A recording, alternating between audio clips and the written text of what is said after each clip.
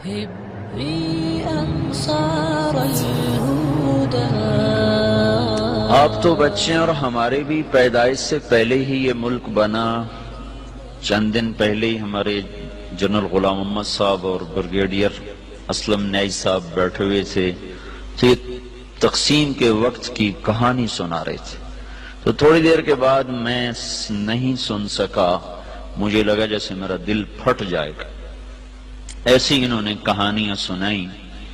یہ دنیا میں واحد ملک ہے جس کے بنیاد میں گارا اور سیمنٹ نہیں ہے بلکہ 6 لاکھ انسانوں کی ہڈیاں ہیں جس پر اس ملک کو بنایا گیا ہے.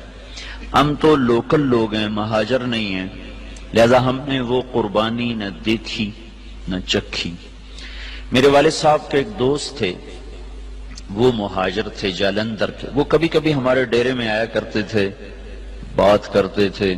تو ایک دن میں بھی بیٹھا تھا اور وہ یہ بات کر رہے تھے کہ جالندھر سے میرا جب ہم نکلے ہیں پارٹیشن پر تو میرا سارا خاندان کٹ گیا، اکیلی جان لے کر نکلا. اور تھوڑی چھوٹی سی عمر بھی زیادہ نہیں تھی.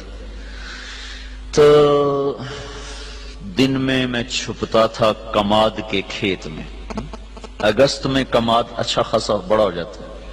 اور رات کو پھر میں سفر کرتا تھا اور مجھے کچھ پتہ نہیں میں کہاں جا رہا ہوں، میری کیا منزل ہے. مجھے صرف ایک فکر تھا کہ میں سکھوں کی تلوار سے بچ جاؤں. لہذا چلتے چلتے چلتے دریائے ستلج پہ پہنچ گیا. دریائے ستلج اس وقت میں جیتا جاگتا دریا تھا. اب تو وہ سو گیا بیچارہ کب کا. ہم تو اس کی ریت ہی دیکھ پائے، اس کی طغیانیاں تو کبھی دیکھی کوئی نہ. یہ بہت بڑا دریا تھا. تو کہنے لگے میں ستلج پر پہنچا تو آگے پانی کی موت تھی، پیچھے تلوار کی موت تھی. تو میں نے کہا سکھوں کے ہاتھوں مرنے سے بہتر ہے میں پانی کی نظر ہو جاؤں. تیرنا آتا نہیں تھا. کہنے لگے ایک لکڑی اٹھائی، ایک لکڑی مل گئی، لکڑی اٹھائی اور پانی میں ڈالی. میں کہا یا اللہ زندگی ہے تو پار لگا دے. ادھر پاکستان شروع ہو رہا تھا.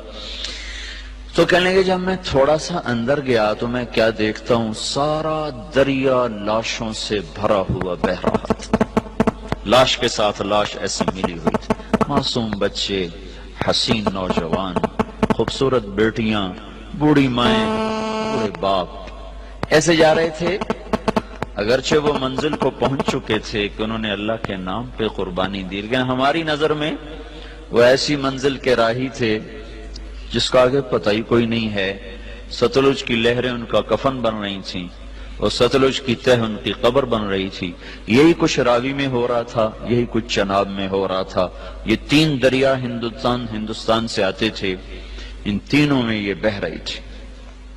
اپنی تاریخ پڑھتے رہنا چاہیے، اس سے پتہ چلتا ہے ہماری ابتدا کیا ہے اور ہم نے جانا کہاں ہے.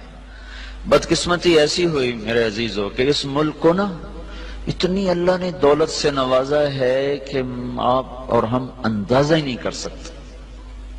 میں مکہ میں تھا، مجھے ایک جیولوجسٹ ملا.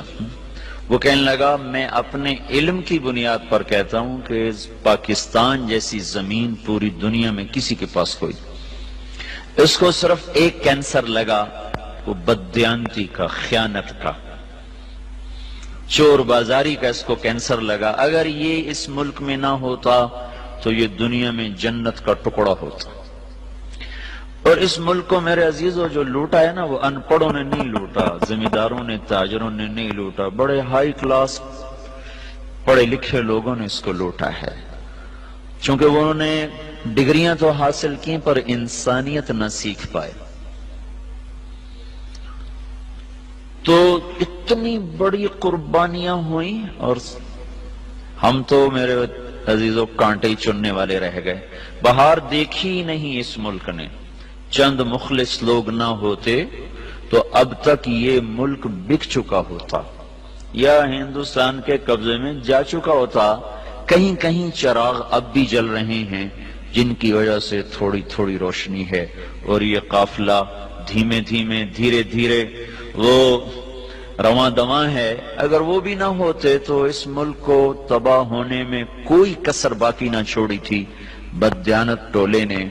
اور ہائے ہائے ضمیر فروش ٹولے نے. اور بدقسمتی یہ ہے کہ وہ سارا انہی اسکولوں کالجوں سے نکلا ہوا ہے، وہ دیہاتوں سے نہیں.